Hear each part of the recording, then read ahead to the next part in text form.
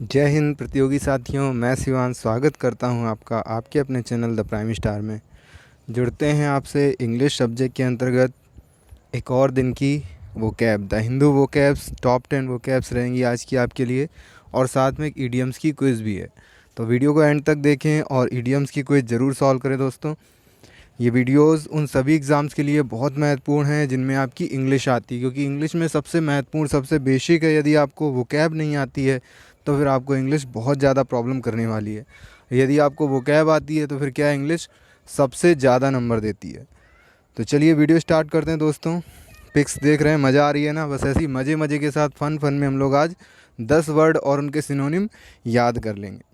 चलिए, तो ये जो आपका वीडियो बनाया गया है, जो वोकैब है आपकी, ये द हिंदू न्यूज़पेपर की एक कटिंग से है। जैसा कि आपको दिखाया गया इस कटिंग में, अ centre Fronx Kerala steps back on ageing कब्स। तो इसमें जो आपकी गोला किया गया, सर्कल किया गया, वो वर्ड आपके इस वीडियो में देखे जाएंगे, कंप्लीट किए जाएंगे। तो इसको आप आराम से पढ़ सकते हैं। चलिए वीडियो स्टार्ट करते हैं हम लोग। सबसे पहला वर्ड हम लोगों ने देखा वेरिएंस। तो इस वेरिएंस वर्ड को क्लियर करने के लिए एक पिक देखते हैं। ये पहली पिक, एक लड़की है, देखिए सेम लड़की है। किसी दिन ग्रीन कलर, किसी दिन ब्लू कलर, किसी दिन रेड, किसी दिन येलो। क्या रोज़ कपड़े बदल बदल के आती है? इसके कपड़े क्या होते रहते हैं? रोज़ वेरी करते रहते हैं, बदलते रहते हैं। तो क्या है वेरी करना? मतलब बदलना। तो वेरिएंस, ये बहुत ज़्यादा बदलती है भाई। तो ये बहुत परिवर्तनशील है। और घर वालों से क्या है, इसके बहुत ज़्यादा मतभेद भी रहते हैं। ऐसा करती है तो घर वालों से इसके मतभेद भी बहुत ज़्यादा रहते हैं, असहमति रहती है। तो वेरिएंस मतलब क्या होता है आपका? परिवर्तनशील, मतभेद या असहमति। सिनोनिम क्लियर किए जाएं, डिस्कॉर्ड, डिसेंशन और जेयरिंग। तो जब ये ऐसा करती है तो फिर क्या होता है? डिस्कॉर्ड, जो इसका धागा है, जो इसके संबंध हैं, वो भी थोड़े से डिसबैलेंस होते हैं, थोड़े से गड़बड़ होते हैं। तो कॉर्ड मतलब होता है धागा, जो इसके संबंध रूपी धागे हैं घर वालों से क्या होते हैं? डिस होते हैं, डिसबैलेंस होते हैं, गड़बड़ होते हैं। असहमति बनती है, मतभेद होता है। डिसेंशन, ये थोड़ा सा टेंशन में भी रहती है, इसी कारण है ना। तो टेंशन मतलब टेंशन होती है, इसको परिवर्तनशील रहती है, ये मतभेद होते हैं, असहमति होती है। और जहरिंग, लोग इससे क्या है? जलते भी हैं भैया, है ना? तो ऐसा तो बिल्कुल श्योर ही है। तो लोग इससे जलते भी हैं, लोग इससे जलते मतलब मतभेद रहता है, असहमति रहती है, ऐसा कुछ होता है। तो वेरिएंस, डिस्कॉर्ड, डिसेंशन, जैरिंग सभी का मीन्स होगा परिवर्तनशील, मतभेद या असहमति। नेक्स्ट वर्ड क्लियर करते हैं, रेस्ट्रिक्शन। तो रेस्ट्रिक्शंस दिख रही हैं ना आपको सेकंड पिक में? क्या है आपका? इन चीज़ों पे रेस्ट्रिक्शंस लगाई गई है, कट लगाए गए हैं, मार्क्स लगाए गए हैं रोक के। तो रेस्ट्रिक्शन मतलब क्या है आपका? यहाँ पे रेस्ट करने के लिए ट्रिक लगानी पड़ेगी। आप ऐसे रेस्ट नहीं कर सकते हैं, ऐसे ये काम नहीं कर सकते हैं, ट्रिक लगानी पड़ेगी इन सब पे। क्या यहाँ पे? रोक है। तो रोक लगाना, रेस्ट्रिक्शन मतलब होता है रोक, प्रतिबंध या बंदिश। सिनोनिम क्लियर करते हैं इसके, रेस्ट्रेन, कंस्ट्रेन और कन्फाइनमेंट। मतलब क्या है आपका कि ओए रे ट्रेन आ रही है भैया, देख ले यार, रुक जा भैया वरना कट पिट जाएगा तू, है ना। तो रे ट्रेन आ रही है, रुक जा। तो रोकना, प्रतिबंध लगाना, बंदिश लगाना। कंस्ट्रेन, अबे कान से सुन ले यार, ट्रेन आ रही है ना। तो ट्रेन वर्ड से क्लियर हुआ, रे ट्रेन, ट्रेन, कान से सुन ले भैया, ट्रेन आ रही भी, कट पिट जाएगा, रुक जा रुक जा। रोक लगाना, प्रतिबंध लगाना। कन्फाइनमेंट, अगर नहीं सुना तुमने अपने कान से तो क्या? फ़ाइन लग जाएगा। तो यदि ये चीज़ें लाओगे तो क्या लग जाएगा? फ़ाइन लग जाएगा। इन पे यहाँ पे रोक है, प्रतिबंध है, बंदिश है। तो रेस्ट्रेन, कंस्ट्रेन, कन्फाइनमेंट, रेस्ट्रिक्शन सभी का मीन्स रोक या प्रतिबंध या बंदिश। चलिए बढ़ते हैं नेक्स्ट वर्ड्स पर। नेक्स्ट वर्ड है आपका फ्रॉन। तो फ्रॉन कैसे क्लियर होगा? देखो भैया, क्या दिख रही है? फ़ोटो दिख रही है ना यहाँ पे। फ्रॉ मतलब ब्रो, ब्रो मतलब आईब्रो, आईब्रो मतलब भौंहों को। फ्रो मतलब भौंहों को क्या कर रखा है उसने? तान रखा है एकदम। क्या दिखा रहा है? गुस्सा दिखा रहा है, एकदम तेवर दिखा रहा है ना। ऐसे ही तो तेवर दिखाते हैं हम लोग। तो फ्रॉन मतलब होता है भैया तेवर दिखाना, तेवरी चढ़ाना, यही भौंहें चढ़ाना, है ना। तो इसके सिनोनिम हो जाएंगे स्कॉल, शोर और सुलन। कैसे क्लियर होगा? स्कॉल, स्कॉल मतलब स्कॉल्ड किया, तुम्हें डांटा। जब डांटा जाएगा तो भैया डांटते समय क्या है? त्योरी चढ़ी जाती है, तेवर आ ही जाता है। शोर मतलब होता है खट्टा। तो शोर मतलब खट्टा भी होता है, और जब खट्टा खाएंगे तो एकदम से त्योरी चढ़ जाती, बहुएं कैसी टेढ़ी मेढ़ी हो जाती हैं, ऐसी कुछ। शूलन क्या हो गई? शूलन हो गई, स्वेलिंग हो गई। क्या हो गया? स्वेलिंग हो गई मतलब सूजन हो गई। सूजन हो गई तो भैया भौएं चढ़ जाती हैं, तेवर आ जाता है, त्योरी चढ़ जाती हैं, थोड़ा दुख भी होता है। तो फ्रॉन्स, कॉल, शोर और शूलन सभी का मीन्स क्या होगा? तेवर या त्योरी चढ़ाना। नेक्स्ट वर्ड है आपका ईज। तो भैया क्या है? ईज, आराम से पड़े हुए हैं ना कुर्सी पे मस्त, ऑफिस में कोई काम ही नहीं है, मज़े से ऐस कर रहे हैं ना। तो ईज मतलब ऐस, आराम करना, शांति से रहना, मस्त रहना है ना। तो ऐस मतलब ईज वर्ड आ जाए आपका, इजी वर्ड होता है एज वर्ड, एज मतलब आराम या शांति। सिनोनिम वर्ड तो एलिविएट, एले, अपीज, पैसिफाई। तो बहुत इंपॉर्टेंट वर्ड है, सभी आपके बहुत बार एग्जाम में आए हुए हैं। एलिविएट, एले बेटा आराम कर ले थोड़ी देर, एले बेटा खा पी ले, शांति से रहे, आराम से रहे ना। एले, एले, एले भैया, आल आए, ऑल आए, सब आ गए हैं, सब आ गए हैं, अब आराम से रहो, शांति से रहो, मस्त रहो है ना।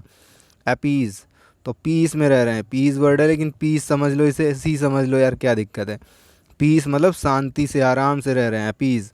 पैसिफाई तो पैसिफाई को फाई की जगह, वाई की जगह आई सी लगा लो, पैसिफिक, पैसिफाई, पैसिफिक, पैसिफिक मतलब प्रशांत महासागर, कैसा है, बहुत शांत है, बहुत आराम में है। तो एज, एलिविएट, एले, अपीज, पैसिफाई सभी का मीन्स क्या होता है, आराम या शांति।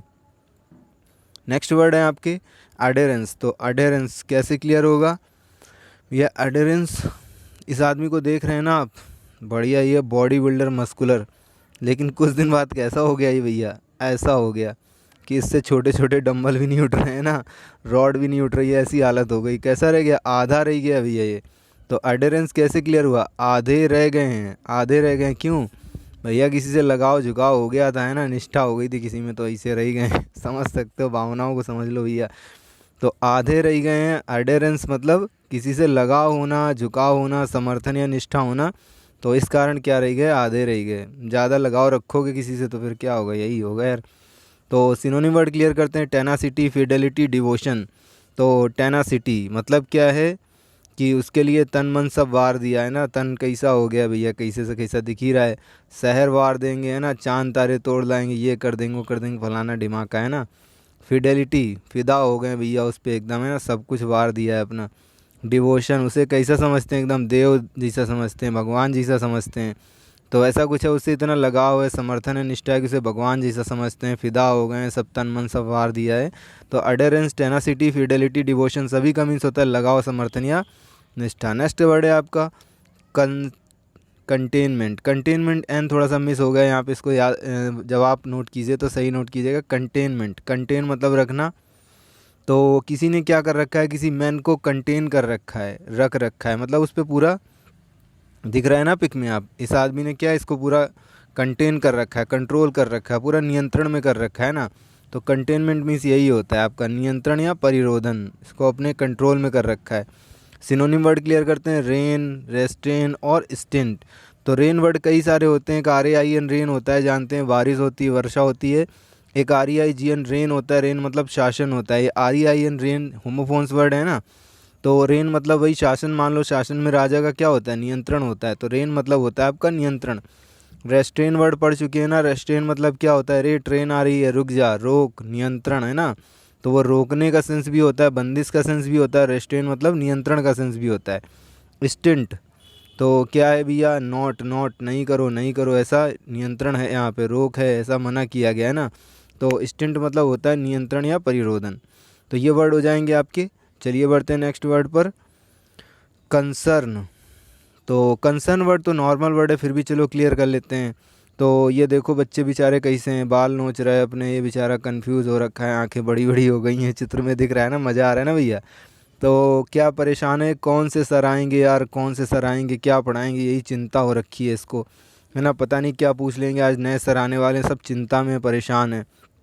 कुछ लोग चिंता हैं, ये लोग चिंता में परेशान हैं, कुछ लोग क्या हैं, दिलचस्पी ले रहे हैं, कुछ लोगों को इन लोगों से सहानुभूति हो रही है, हम लोग यार बेचारे क्यों इतने छोटे छोटे बच्चे परेशान हो रखे हैं। तो कंसर्न मतलब होता है चिंता, सहानुभूति या दिलचस्पी लेना किसी चीज़ में। सिनोनिम वर्ड क्लियर करते हैं, रिगार्ड, कॉन्सिक्वेंस, एनेक्साइटी और सॉलिट्यूड, सॉलिसिट्यूड। तो एक सॉलिट्यूड होता था, एक सॉलिसिट्यूड होता था, है ना। तो सॉलिसिट्यूड वर्ड है आपका, सॉली वर्ड क्लियर किए थे, ब्रेक किए थे भैया, पिछले आप वीडियो में जाके देख सकते हैं। तो रिगॉर्ड क्या है, री मतलब बार बार, गार्ड, बार बार गार्ड चक्कर लगा रहे यार, क्या बात है, फिर तो उसमें दिलचस्पी लेनी पड़ेगी या फिर चिंता होगी यार, ये क्यों बार बार चक्कर लगा रहा है गार्ड। कॉन्सिक्वेंस, कौन से क्वेश्चन पूछेंगे सर, ये तो बड़ी चिंता वाली बात है ना। दिलचस्पी भी लेते हैं कि यार एग्ज़ाम में कौन से क्वेश्चन पूछेंगे या आज कौन सा क्वेश्चन पूछेंगे, ऐसा दिलचस्पी होती है, चिंता होती है। एनग्जाइटी, जाति, एक जाति ऐसी है जो बड़ी चिंता का विषय है ना, वो जाति थोड़ी सी दिक्कत दे रही है आजकल, आप समझ रहे हैं ना। खैर कहीं भी सारा नहीं है, सिर्फ ब्रेकवर्ड करेंगे यार। तो एक जाति है, जाति ऐसी है कि बड़ी दिक्कत दे रही है, चिंता की विषय है, दिलचस्पी ली जा रही है उसमें। सॉलिसिट्यूड, तो साली जी सीट मतलब बैठी थी और वो उठ गई, जब उठ गई क्या बात हो गई यार, क्यों उठ के चली गई, कोई बात हो गई क्या। तो ये चिंता का विषय है, दिलचस्पी लेंगे या फिर सहानुभूति भी होगी यार, क्या दिक्कत हो गई। तो कंसर्न, रिगार्ड, कॉन्सिक्वेंस, एंग्जाइटी, सॉलिसिट्यूड सभी का मीन्स होता है चिंता, दिलचस्पी लेना, सहानुभूति। नेक्स्ट वर्ड है आपका इम्प्लीमेंट। तो क्या है भैया, हमारी कोई चीज़ टूट गई, लोहे की चीज़ थी, टूट गई, तो फिर इनके पास गए हम, ने कहा प्लीज़ इसे क्या कर दीजिए, मेंट कर दीजिए, सही कर दीजिए, जोड़ दीजिए, मेंटेन कर दीजिए। तो प्लीज़ इसे मेंट कर दीजिए, काय से करेंगे, वो काम करेंगे और क्या करेंगे, किससे करेंगे, उपकरणों से करेंगे। तो इम्प्लीमेंट मतलब उपकरण या औजार भी होते हैं और कार्यान्वयन करना भी होता है, किसी चीज़ को करना या पूरा करना। तो सिनोनिम वर्ड क्या हो जाएंगे, यूटेंसिल, एग्जीक्यूट या एकम्प्लिस। तो यूटेंसिल, ओए टेंसिल पेंसिल लिया यार, ओए पेंसिल टेंसिल लिया, तो ओए पेंसिल वेंसिल लिया, टेंसिल लिया मतलब उपकरण लिया। पेंसिल क्या होती है, एक उपकरण ही तो होता है, एक साधन ही तो होता है, उससे क्या करते हैं, अपने काम करते हैं, कार्यान्वयन करते हैं। तो यूटेंसिल वर्ड हो गया। एग्जीक्यूट, एक्स को कूट दिया भैया, एक्स को कूट दिया, पीट दिया, पेल दिया, है ना, क्यों तो काहे से, किसी चीज़ से ही तो मारा होगा ना, किसी उपकरण से, किसी हथियार से। तो उपकरण या हथियार एग्जीक्यूट, और वो काम क्या कर दिया, पूरा कर दिया, उसका काम पूरा कर दिया, तमाम कर दिया। तो एग्जीक्यूट मतलब उपकरण या कार्यान्वयन करना। एकम्प्लिस, काम प्लेस हो चुका है, फिनिश हो चुका है, काम पूरा हो चुका है, कार्य कर चुके हैं, कार्यान्वयन हो चुका है, कंप्लीट हो चुका है।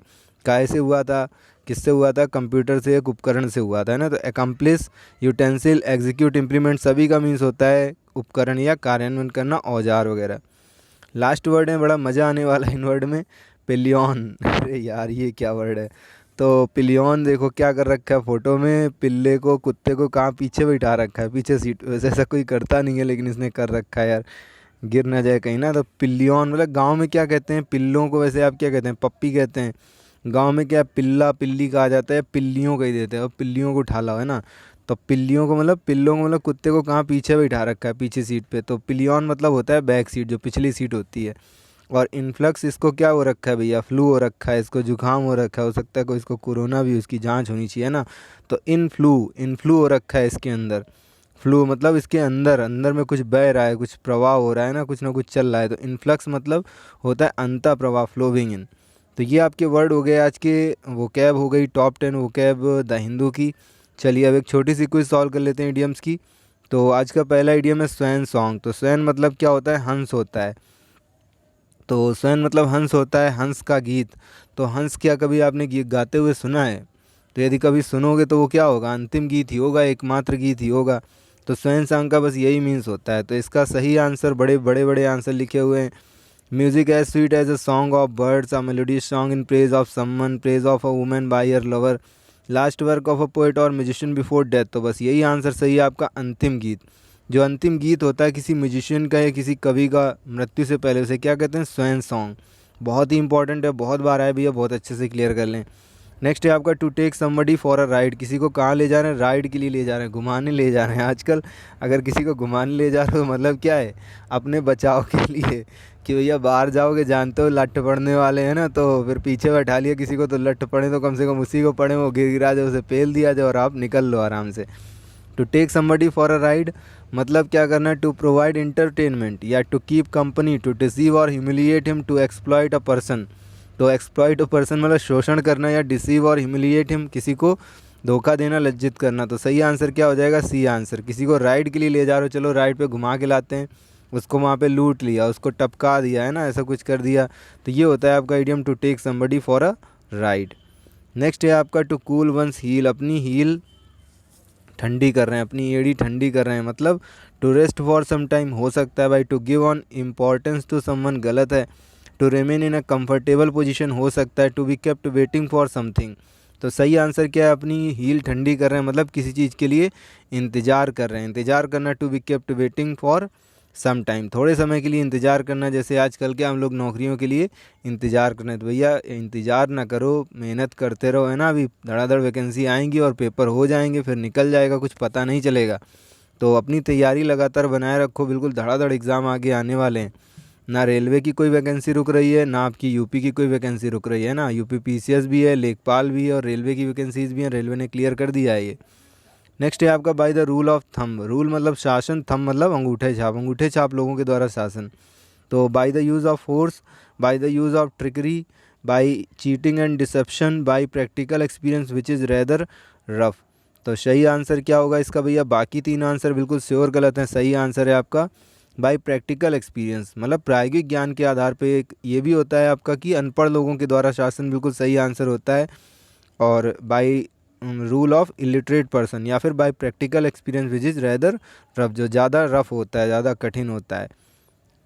To look down one's nose at, look down नीचे देख रहे हैं, वंस नोज एट अपनी नाक ऐड करके ऊपर करके, ये नीचे देख रहे हैं नाक ऊपर करके, ये कौन सा मीन्स है? To backbite, to show anger, to insult in presence of others, the regard with half hidden displeasure और कंटेम्प्ट, मतलब सर झुका रहे हैं, मतलब किसी का सम्मान कर रहे हैं, किसी का अभिवादन कर रहे हैं। तो बाकी सारे आंसर तो गलत है, एकदम सही आंसर है आपका आंसर डी, रिगार्ड कर रहे हैं, सम्मान कर रहे हैं विद हाफ हिडन डिस्प्लीजर, अर्ध छुपे डिस्प्लीजर या कंटेम्प्ट मतलब अपमान के साथ में। नाक ऊंची कर रखी है लेकिन सर झुका रखा है, नीचे देख तो रहे हैं लेकिन नाक ऊंची करके। तो किसी का आधे अधूरे मन से क्या करना, सम्मान करना, आधे अधूरे मन से उसके साथ अपमान दिखाते हुए, अपमान करते हुए।